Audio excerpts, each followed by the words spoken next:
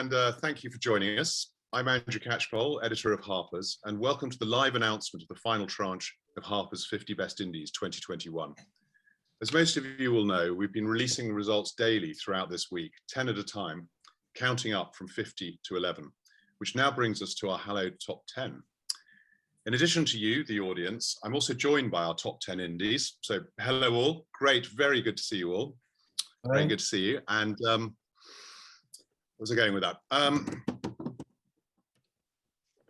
We believe that our, as we announce the results, I was going to say, we'll be asking each of our merchants to reveal a little of the ethos, personality and business acumen that has landed them a top 10 place in our 50 best. We believe, humbly, our 2021 list is our strongest yet, reflecting those that have excelled in the business of independent drinks retail, with our judging process delivering an holistic appraisal of all facets of these indie merchants, and during what has once again been a turbulent and unpredictable time.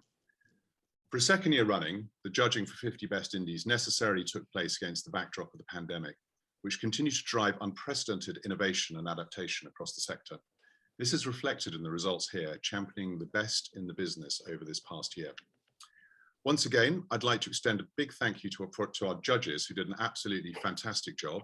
They were, or are, James Dainty, Senior Business Manager at Vintrigue by Lanchester, Angela Mount, Consultant, Writer and Judge, Kai Reeves, Commercial Director at the Cambridge Distillery, Keith Webb, Drinks Industry Consultant, Harper's own publisher, Lee Sharkey, and myself as chair. In addition, a big thank you goes to our sponsors, Vintrigue by Lanchester Wines, the Cambridge Distillery, and Argentina's Domaine Busquet, whose generous support makes 50 Best Indies possible. So thank you all. Okay, a final word of introduction before we get cracking with the countdown. This list is not only one of our most popular annual features at Harper's, but also a personal favourite, not least because the UK independent merchant scene is so enjoyably vibrant, such an essential part of the lifeblood of the trade. It's also where I began my own journey into wines and spirits. So let's get on with announcing our top 10. Coming in at number 10, we have our best independent retailer in the North. A firm favourite on the indie scene, this merchant has always been far more than just a great portfolio of beverages. Recent investments, backed by an ambitious, fresh business plan for growth at the beginning of 2020, have seen a revamped website underpinning a big lift in e-commerce, a retrenchment from hybrid to retail in the mothership store, and the very recent opening of a standalone wine bar next door. Add in investment on the wholesale side, a strong sustainable ethos, and big emphasis on customer care, and it's no wonder that this business continues to grow year on year. And to announce this top 10 winner, please welcome Ignacio Martinez, Marketing and BI Director for Domaine Busquet. Ignacio, hi. Over to Andrew, you. Thank you very much. Good morning, everyone. I'm delighted to announce the retailer at number 10 and the best independent retailer in the North, that is the Worley Wine Shop. So congrats. Well done, Worley. Yes, it's one of those unusual English pronunciations that's designed to trip you up, I'm afraid, Ignacio, but I think you cracked it. That's good. Thank you very much. Sorry, the video is playing up this morning, which is a bit of a shame, but we're absolutely delighted over here. So thank you very much for that. Well done. That's fantastic. Well, Tom, good to hear you, if not to see you. Technology, hey, great when it works, but I'm delighted that you could join us. So one of the things that you're really strong on, actually, there, Wally, is custom care. So a quick question for you: in the wine and spirit retailing world, what makes for great customer care? Can you sort of sum it up in a few sentences for us? Yeah, I mean, I suppose everybody in this top 10 by default has amazing customer care and customer service in their business. I suppose the things that sort of really work for us and that we've refined over time is almost listening to our customers, but actually taking that on board and really sort of understanding what they're after. So for us in the shop, that's more a case of not just selling what we need to sell, so not selling what's on promotion or what's our current favorite or what we need to move, but actually listening to the person who's come into the shop, understanding what their needs are, and tailoring our recommendations and offering towards that. That can be applied individually to every customer that comes through the door, or also collectively as you get an understanding of your area, your demographic, and what those customers want. So that we find works really, really well. And then the other thing is the little touches. So actually making coming in store in person really appealing. The friendly greeting, the getting to know your customer almost on a personal level, the genuine interest in what they're drinking, where they've been, what they're eating. And with online developing into such a challenge for all indie retailers, getting people into the shop in the future in person is going to be one of the main challenges. It's so easy to sit behind a computer, tap a few buttons and order a bottle of wine. What's going to face us as an industry as a challenge is making that personal experience in store. So those little touches and doing that are going to be really important going forward. Yeah, I think well said, but it really is that sort of personal touch that really is at the heart of what indies are about, and you know what makes it such a great sort of experience when you're shopping for kind of wines and spirits. So fantastic, thanks Tom. Okay, right, on to number 9. With 2 enticing retail outlets, this East Anglian merchant has several other impressive strings to its bow. Pandemic notwithstanding, its wine brokerage service has been flying, while the rollout of a concession model has gathered pace too, with the aim to have 5 in place by this Christmas. These champions of independent and artisanal winemaking have also started making wine from a local vineyard, complementing the ethos behind its own gin infused with local botanicals. Such projects underscore the company's strong local ethos, with a successful wine and dine at home program all part of the appealing package. This is a dynamic indie that shows no signs of slowing down anytime soon. It's Norwich's finest, Harper Wells. So congratulations, Harper Wells. Hi guys. Thank you very much. So I don't know who wanted to pick up. I've got a question for you guys there. As with many good and great indies, you champion independent and artisanal wines and their makers.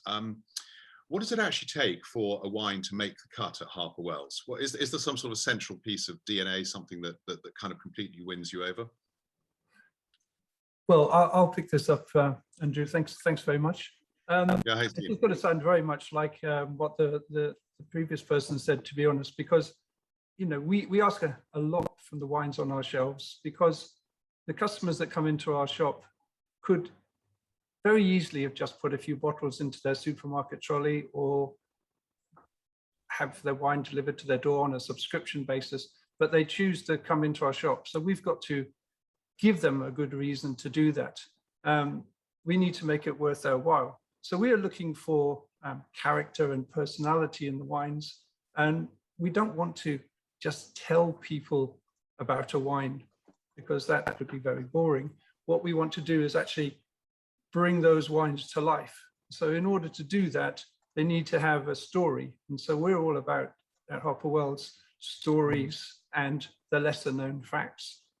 We often find that our customers are far more interested to know that there's wild herbs growing in the hedgerows, and that makes a difference to the wine, or the salt in the air, and even silly things like the winemaker has got a 3-legged dog. Yeah, you know what I mean. It's just bringing it to life, and so that they understand it. And so to put it succinctly, then I think our customers are looking for an experience. They're not here to buy a commodity, and so when they step through the door, we can give them that experience. Yeah, I think very, very well put. I mean, that's the part of the real added value that indies offer, can and do offer. So fantastic, thanks. Okay, right. So on to number 8, and we have our highest climber going up a giddying 27 places this year. The starting point at this North London landmark is the breadth, depth and quality of the 2,200 strong range of wines, spirits and beers. But while retail remains very much at its heart, this bricks and mortar oasis supports a multifaceted business. Elements range across strong online sales, on-trade accounts, on-prema offers, a wine club, wine storage, a regular roster of tastings and events, plus much else besides. This merchant also met the pandemic head-on, using strong community roots to tie in with varied local businesses and catering partnerships to the fore. All in all, this is a fantastic all-rounder. And to announce number 8, please welcome William Lowe, Managing Director of Cambridge Distillery. Hi, William. Good to see you. Hello, Andrew, and hello everyone else, and congratulations on being here in the top 10. It is my great pleasure to announce that the retailer at number 8, and indeed this year's highest climber, is Highbury Vintners. Very well done. Thanks so much. It's a privilege. Thank you. Good stuff, Tom. Well done, and great to have you on board in the top 10 there. So I must say, I suppose for transparency, I used to, a very good friend of mine lived close to you, and I used to pop in occasionally. So I used to taste your range, but that's going back a little ways to my London days. So Tom, question to pose to you. In this online and home delivery day and age, why does bricks and mortar retail remain so important to you as an indie merchant? And it's probably worth reminding the audience and everyone around here as well that that's actually the one criteria for 50 Best, is that you have to have an element of bricks and mortar retail as your business to count as an indie. So Tom, why does that remain so incredibly important in terms of your focus?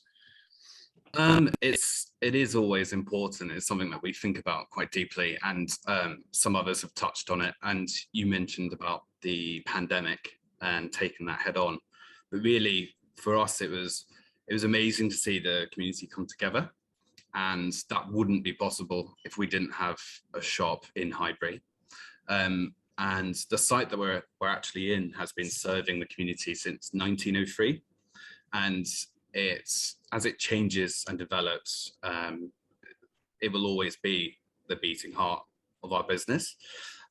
So we did a big refurbishment when we had the chance, just because we really want to give customers the best experience possible. And I know it's been touched upon about the stories behind the labels, but wine is, it's a social magic that there are great stories to tell. And my colleagues they'll all tell you that one of their favorite parts of their job is discussing wine with customers. So that's very difficult to do without a shop. The personal touch is important. And I think no matter how good a website is, you're not going to get the same level of care, customer service, and excellence that all of us as indies that we bring to the high street. So I don't think that's going to change anytime soon. Yeah. Well done. Thank you. Yeah, no, I think not, and yeah, very well put. So well, thank you, Tom. Okay. Thanks so much. Yeah, great. Next up is number 7. Right, when this plucky and dynamic hybrid shot onto our list a couple of years ago, it impressed for its devil-may-care and we-can-do approach to selling wines and spirits, seemingly knowing no boundaries. From a base belief of making people feel welcome and comfortable in our space, the offshoot activities continue to be nothing short of remarkable, not least for its diminutive size. From the setting up of a WhatsApp group, allowing merchants to support each other through the pandemic by way of myriad out there projects, such as Cornwall's first homegrown pet gnat and the planting of a small vineyard, this indie continues to combine quirky enthusiasm and originality with a hidden dose of business acumen. Great wines, great culture, great schemes, all delivered by a great team. It is, of course, the wonderful Bin 2. Well done, Mike and team. I can see one or two others there in the background. So congratulations, Bin 2. We should have got some canned clapping, shouldn't we? There we go. So, Mike, I've got a question for you, and I'd like to know actually, is it possible to quantify the benefits for the business as a whole of firing off in different directions and adding on various time-consuming initiatives, and some might say madcap schemes? How does it, I mean, it must take a lot of time. How does that actually benefit the business? Well, the Bin 2 crew, many of them are here behind me, and I'm sure they would say the main benefit is it distracts me and keeps me well away from the shop. I don't know, really. We've never really done it for those reasons or tried to quantify. We do it because, largely because it's an itch we've got and we want to scratch it, and it's quite good fun. And I suppose, I mean, there's certainly no financial benefits. We'd be far better off buying and selling wine that's been made by people who are much better placed and more experienced to do it. I guess if we've seen a benefit, it's probably that people have sort of got behind it and supported it. So I suppose you could say there's a sort of marketing and brand awareness angle to it if you really wanted to attach some sort of benefit. And one of the highlights of the pandemic, the early stages of the pandemic, where I mean, Cornwall just shut, basically. There was nothing happening, and it was pretty bleak here on all sorts of fronts, and not least the business front. We weren't one of the indies that had a big boom. But one of the major kind of morale boosts for me personally, I think all of us, was just the way people all over the country and overseas actually really got behind a silly little project like a pet nap called Fizzy Bum Bum.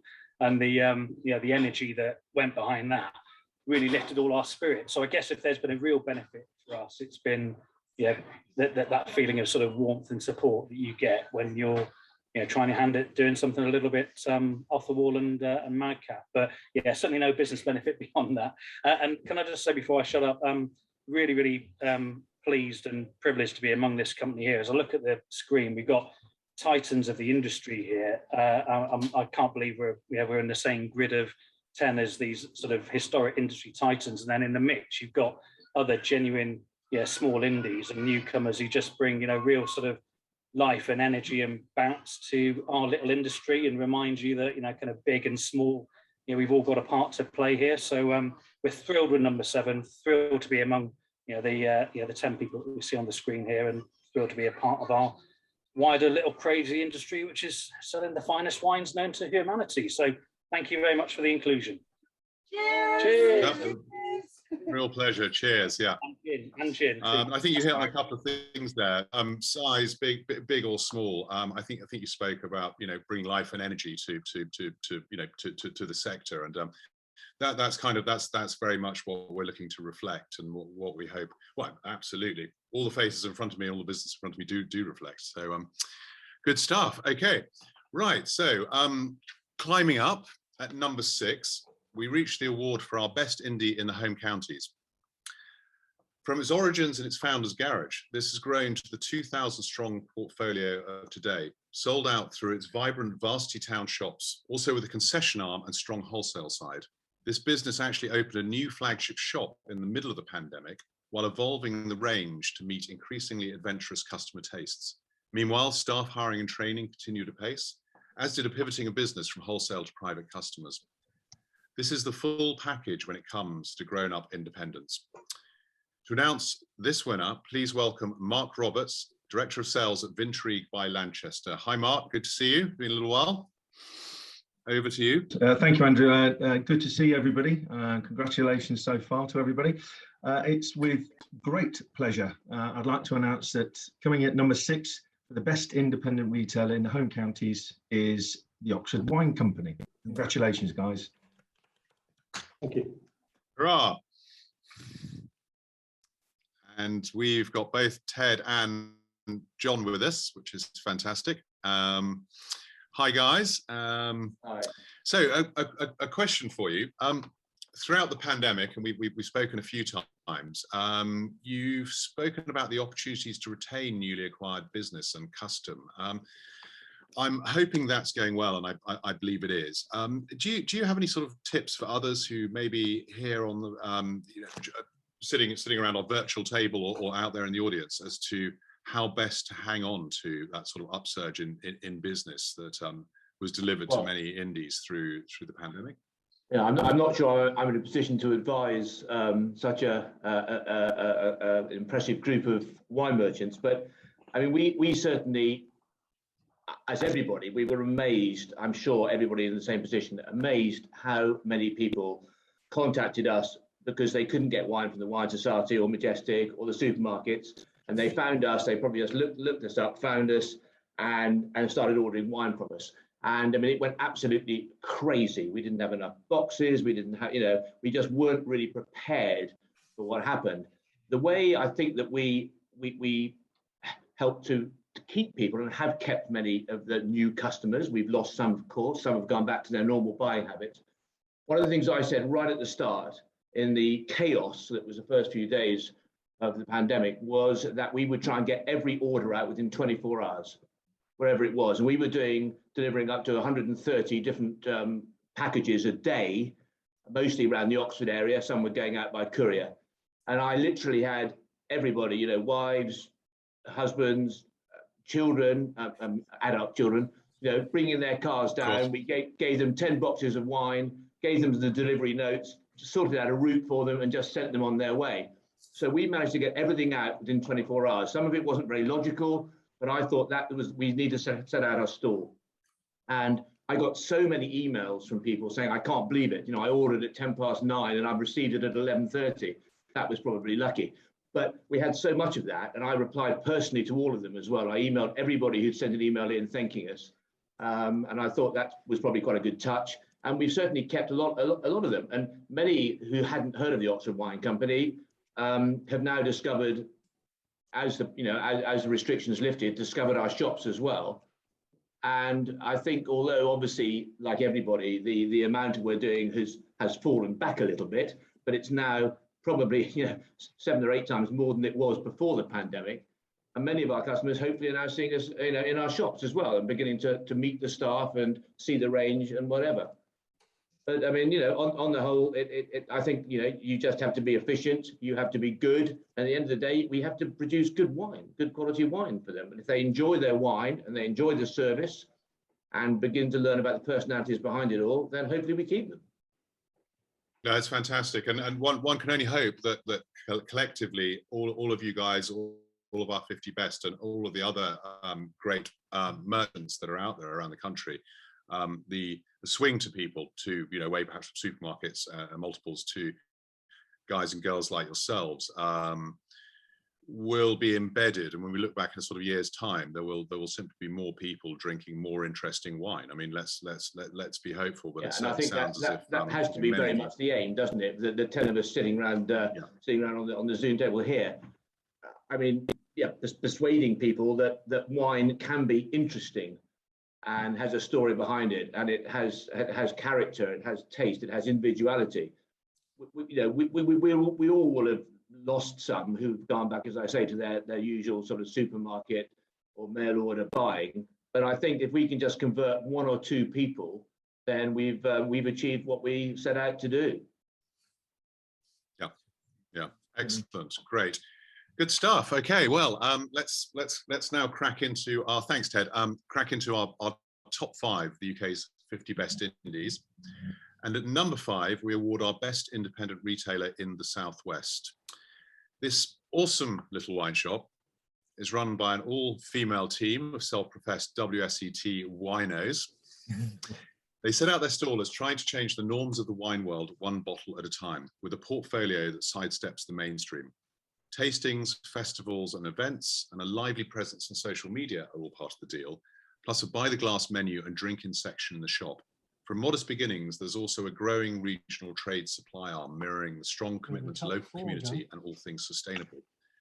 This is a team that considers themselves the narrators of the stories of the wine, also buying blind without price to truly ensure a most stimulating and engaging experience for their customers. It's a great package, passionately run, and a real local hero. From Dorset, it's Vineyards of Sherborne. And hi Hannah and team. Very good to see you. Well done, guys. Well done. So I've got my question for you guys is why do you feel it's important for a business to be rooted in its local community? And what are the benefits, not just for you, but also for the community? And what can you say about that? Why is local so important? Community so important? I think we're all on mute. So let's try and get you to unmute. Because you don't really want to hear from us. The gin's nearly gone, so. I thought it was suspiciously quiet down there in Dorset, so enjoy it whilst you can. I hope you heard my. Yeah. I'm. You talk. It's a bit emotional here today. Top 5, we're absolutely just in awe. The community. Well, I think. What we always think about is the fact that, we're there for those moments and the commiserations, the congratulations, when people come to us, we're bookmarking people's lives with bottles, and we don't take that lightly. We want to make sure that, that community interaction that you get, we're not just selling something that you forget about. we're hearing about the community, we're hearing about the destiny, where our drink's going to go. We're part of charity projects, we're part of, you know, collaborations in town. If the high street doesn't thrive, and if the community doesn't come together and have a buzz, then that's no good for anybody. So it's all about, I mean, Hannah started up Sherborne Indies, is probably a great example. So an offshoot from like a chamber of commerce, we set up Sherborne Indies just for the independent retailers. Nothing against the multiples, but the indies needed to have a voice as well. And that's really important. Sadie doesn't blow her own trumpet enough, but she, during the pandemic, she actually set up with 3 others a charity fundraiser called Stop the Rumble, and raised thousands of pounds overnight, and got food out to children that had no food in their cupboards at home due to Marcus Rashford highlighting it. We didn't do it from vineyards. That's not what it's about. And I'm born and bred in this town. If we don't have a community, we may as well not be open and have a shop. So. And if it's wine, if it's just a little old bottle of wine that can be at the heart, you know, whether we're fundraising, whatever we're doing, you know, yes, there's good stories behind the bottle, but good stories start from the bottle. And if that enables us to do great community things, then, you know, that's the beauty of wine, really. That the bottom of a glass is, you know, a community. And that's how we see it. I know it sounds cheesy, but that's what brings us all together, that common thread. I think it's a lovely way of putting it, and it's you know, absolutely delighted with your positioning on you know, in our top 10. It's kind of, you know, embedded and thinking locally in community, but increasingly being noticed perhaps more widely and nationally for that. So that's can we just say congrats to the top, well done, and the top 10. Congrats to all, you know. And we wouldn't be us if we didn't. And I know you've already mentioned it, Andrew, but we do just have to say, particularly with our now industry, and no offence to anybody on the screen, we're just absolutely delighted to have some boobs and bottles together today on the screen, because it does make a little bit of a difference. So thank you very much, guys. We're delighted with number 5. Cheers, and that's why you should great stuff all. Cambridge gin. Excellent. Very nice gin it is too. There we go. And okay, so let's crack into number 4, and we reach the best independent retailer in London. Right, this collection of smart wine oases was seminal in bringing hybrid wine appreciation to the capital, now with the rest of the UK in its sights. Never resting on its laurels, the challenges of COVID delivered a slew of new developments, ranging from the recent Tao and Pour app, allowing guests to dispense from self-pour machines via their phones, and a new wine subscription service offering a refreshingly different model that's coming very soon. Conceived as an experiential wine bar, pivoting in the face of COVID also successfully migrated this concept online, pulling in their words, a massive new following, allowing this hybrid merchant's vibe to go national. This is a business that never stands still, and it's London powerhouse Vagabond Wines. Hi, Stephen, congratulations and well done. Hitting 4, excellent. And question for you, Stephen. Interested, can you tell us a little more about how you're delivering the experiential side of the Vagabond vibe, which is so important in your shops and wine bars? How do you deliver that online? How do you shift that kind of, you know, that great customer care and service and feel onto the web? Yeah, of course. First of all, thank you, everyone. This just, you know, the recognition is wonderful, and as everyone else has said, being in this company is just it's always an amazing thing, but particularly in this context of so much, you know, awfulness around, just to have something like this with you guys is just wonderful. So thank you. Yes, Vagabond, you know, I think it's fair to say that the experiential nature of Vagabond isn't just the core of what we do, it is what we are. And so when, you know, the lockdown came just overnight, it became a life-threatening thing to the business. And, you know, we didn't have a website. Within 2 days, we got one going, and that was great. But that, you know, there's nothing experiential, like that was no replacement. So the challenge for us was really, how do we translate the experiential thing into a digital format? And so we came up with our virtual tastings thing, you know, with the little bottles and guided whatnot, which was great because it really did allow for that vagabond experiential thing and our particular style to wines and wine tasting to go through. And we were really thrilled with how popular that proved to be. And just, with small and very large tastings, it was and new customers, and that in turn gave us the idea for our subscription service, which we're going to launch later this month, which I feel I can actually say is quite unique and differentiated. So that's really exciting, and it probably would not have come about if it weren't for this awful pandemic and stuff. So and it was just great to see our team come together. No one lost a job, which was wonderful, and this gave a lot of people things to do, which was wonderful, and we all came together, and everyone's still here, which is, I think, amazing. So yeah, thank you, everyone. This is just inspirational to hear all these stories and to see what everyone's been doing. So thank you so much, and yeah, cheers. It's just water. I know. Thank you, Stephen. Well put, and congrats. And yeah, I think everyone second everything you've said. So superb. Okay, so we're on to our final three. So the question is, what order will you guys fall in? And I guess it's like an assured place on the podium, isn't it? Sort of the top three. So okay, let's crack into it. At number 3. We reached the award for Best Indie in Scotland. 40 years since its founding, this merchant continues to delight with its impeccable and eclectic range of wines, whiskies, and so much more, deserving a high placing on portfolio alone. However, it's the passion, commitment to excellence and service, truly independent ethos, roster of fabulous tastings and related charity work, lockdown era tie-ins with local businesses, plus staff education and advancement that all feed into this winning package of a merchant. Self-professed nerds, took that from your own website, this crew is nonetheless as professional as they come. It is the fabulous Louvian's Bottle Shop. Well done, Archie and team. Thank you very much. So, absolute pleasure. So, Big Arch, question for you.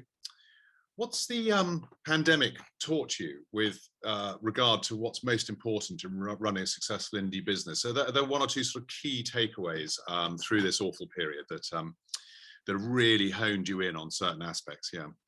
Yeah, I mean, I think it's going to echo a lot of what's kind of come before us. I think when you kind of get a collection of talent and skill and passion like the group that are in this top 10, I think it's no surprise that a lot of the lessons that people are taking are quite similar. And I think for me, when I think about what we learned from the pandemic, it was the importance of people more than anything else. It was the importance of personal connections.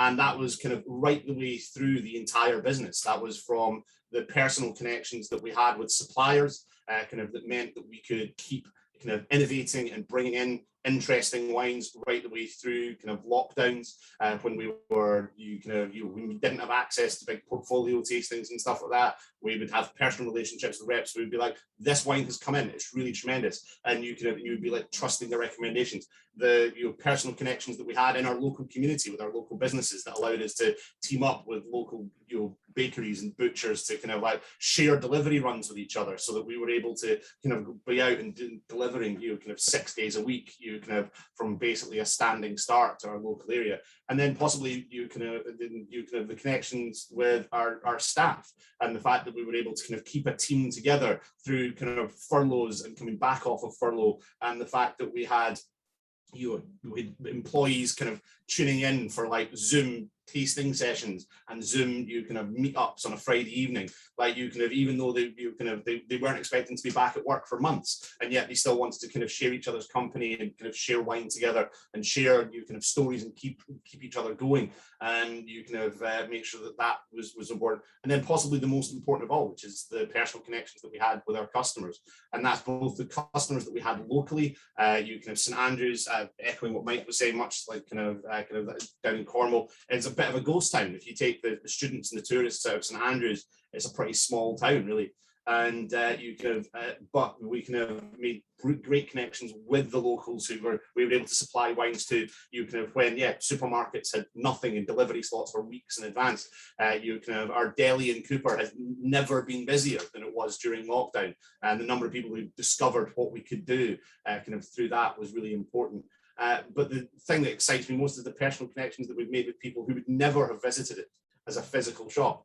Literally just yesterday, we had a chap in who from the Isle of Man who was coming to our Zoom tastings throughout the lockdown, and it was the very first time he'd been off island, and he was visiting relatives in Edinburgh and drove 2 hours to St Andrews just to come and visit us in the shop to say thanks very much for all the tastings and what a bright spot they'd been during lockdown. And those kind of connections that we've been able to add personality and personal connection to virtually and digitally, that was the real skill that we acquired, I think, and that brought home the importance of it. So yeah, just absolutely. I think that lovely story about that chap driving a couple of extra hours out of his way just to come and physically see you guys in person.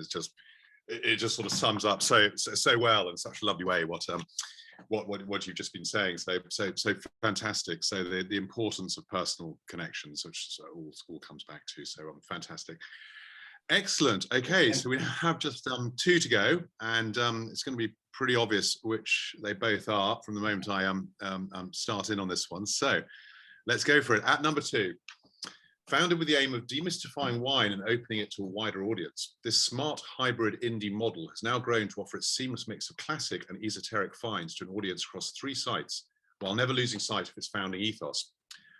Always noted for its innovative approach to drinks retailing, the pandemic simply upped the ante with a host of smart adaptations crowned by the success of this business's virtual tastings, helping list sales jump by 35%.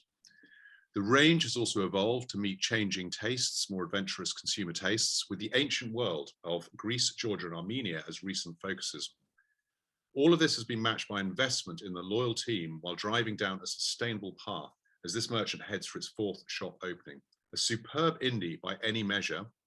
On number 2, and taking the title of Best Independent Retailer in the Midlands, is Loki Wines. And well done, Phil and team. Just try and get you off mute there, Phil, but congratulations. Sorry, Melissa's been well-deserved slot. We've got a resident Italian here as well, so Sorry. We've been very much on the gin, so thank you very much to Cambridge Wine Merchants, Cambridge Distillery. Very, very nice. You thank everyone. Yeah. So yeah. I was going to say, resident Italians on the gin, always welcome. At brunch time, I would say. But Phil, can I pop you a quick question? So, what would you say to a merchant looking to go down the hybrid route? Why should they do it? What are the benefits? Yeah, I think a lot of focus in the pandemic is put on how the acceleration to online has massively quickened during the pandemic. But a lot of things that people forget about actually is that people also want to experience, and the pandemic has definitely accelerated that. I mean, we've found it over the last decade in retail. If you look at a lot of the famous retailers that haven't survived this last decade, a lot of the people who haven't survived are the ones that don't have a good customer experience. And what the hybrid model allows us to do is bring customers in, really engage with them, and actually talk to them face to face. You're increasing the customer's dwell time, and actually for us it gives us that extra opportunity to give them more of a Loki experience, I'd say, but also actually allows us to, let's be frank, to actually sell to them more, because you can have that conversation, you can keep them in a relaxed environment and hopefully get them to buy more wine. And also, one thing that hybrid model, I'm not just talking about our model or vagabonds and stuff like that. I'm talking about even having bottles open where people can drink in and have a bit of food if you've got a smaller venue.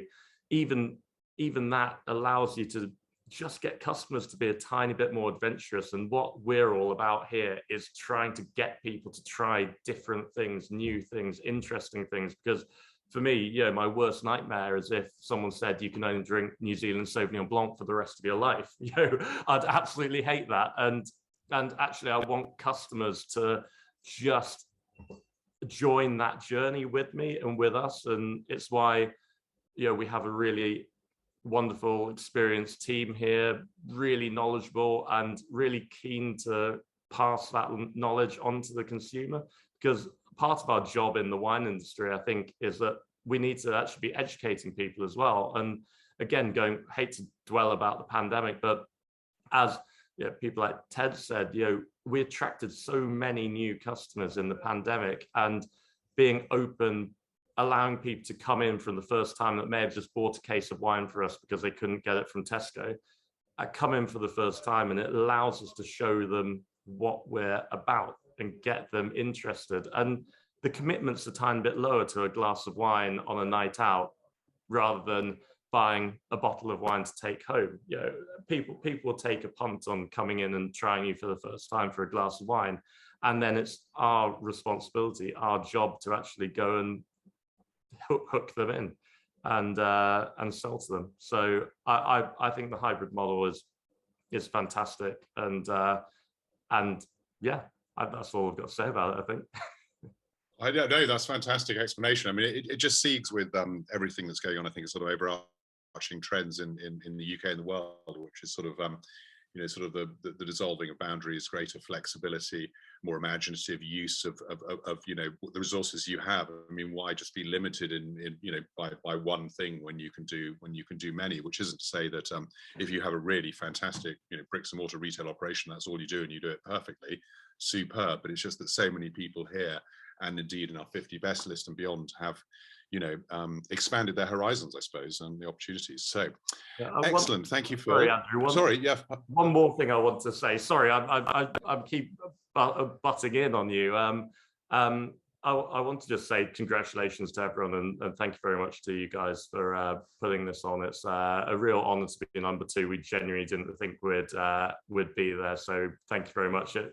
This sort of thing really makes all the hard work and the pain and suffering over the last year and a half worthwhile. So thank you, and congratulations, everyone.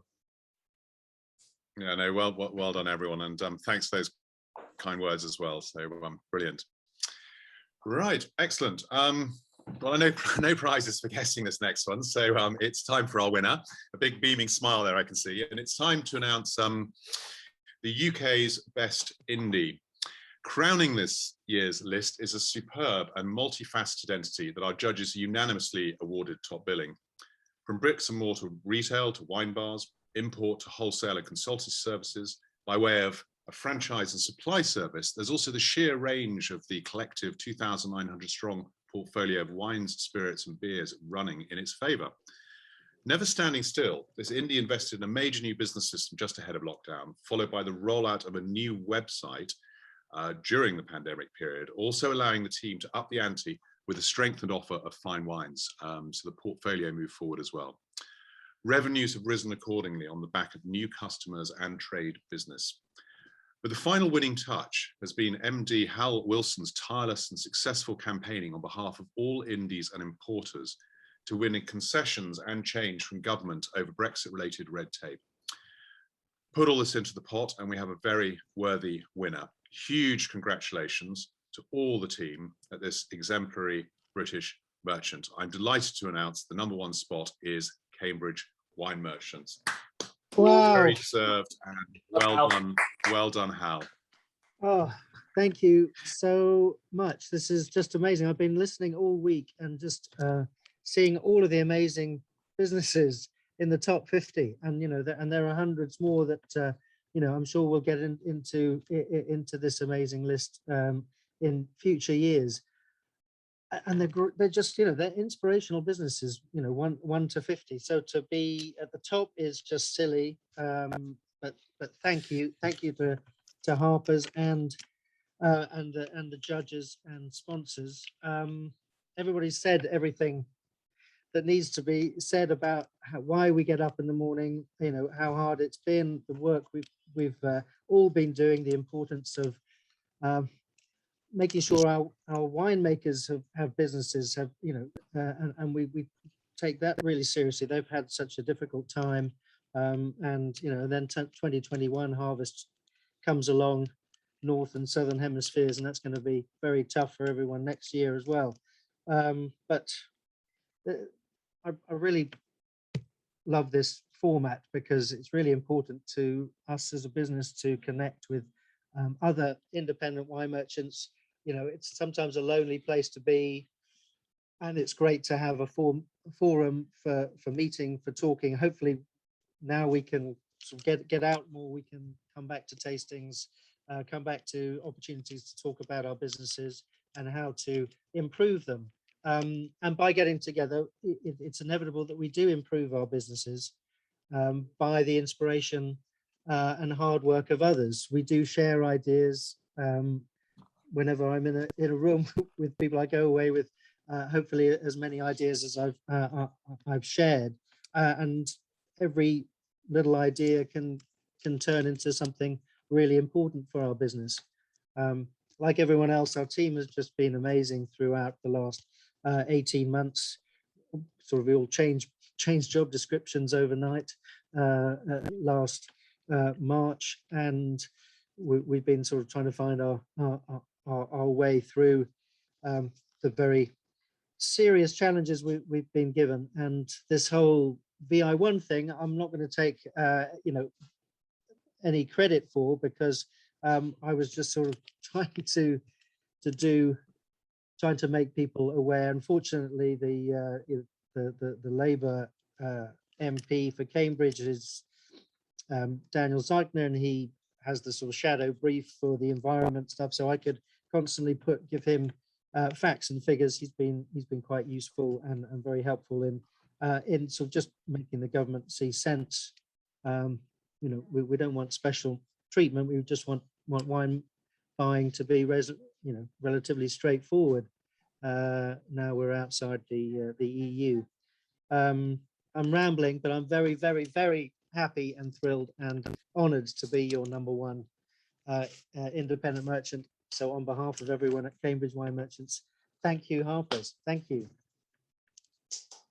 No, thank you for that, Hal. And no, it's a real pleasure. And I think you touched on this as others have. It's, you know, you guys do everything. We simply look at what you have done and are doing, and it is absolutely phenomenal. I'm aware, and my events manager's told me that my script is too long. I don't know who writes these things, but there's just so much that we could write a sort of novel on each of the businesses, and you could do that pretty much for the whole 50. And you could do that for so many businesses that this year perhaps haven't made it on, but, you know, may flux on and off. And it's extraordinary in some ways. It's almost painful having to doing a listing, but at the same time, if it acts as a kind of inspiration, saying, you know, this is what people are doing and doing really well, and we feel that these are standouts, then it's hopefully kind of, you know, it's that rising boat thing, sort of, you know, raise the bar for the whole sector, because so many people are doing good. But and thank you. You sort of answered very well question I was going to pose about, you know, the sector pulling together and so on. So but that's great. So fantastic. Again, just looking around my screen, it's just such a great collection of people, and indeed, you know, the rest of the 50 best list. Not to forget that that some of them I know are in the audience today. I should also say quickly, aware of people's time, but the chat function, if you haven't been on and looked through the comments, there are just some really lovely and inspiring and great comments there from our top 10 indies here, but also from the audience. So thanks for all that and sharing that support. So, well, that then concludes the formalities from me. So thanks again to our judges and to our sponsors for continuing to support us, and to all of you, both our 50 best, top 10, and you, the audience, for joining us. Once again, just a massive congratulations from the Harpers team to all of our top 10, along with everyone that made the 50 best indies list this year. These are merchants that have been singled out by their drinks trade peers from among the 850 or 900 or so superb indie merchants around the UK, and been judged worthy of a slot on our list. So that's no mean feat. You can find the full results online at harpers.co.uk and in our September issue, which we've held until tomorrow when it lands on doormats and desks. And remember to keep up to date with all that we do and follow us on social media for all the news on the indie sector and the wider drinks trade. So thank you for watching, and we look forward to seeing you soon. We look forward to seeing you all soon. And a big cheers to the indie merchant sector and all our top 10. Thank you guys for keeping standards so high. Excellent. That's it. Was it from me. Cheers, and see you on the other side.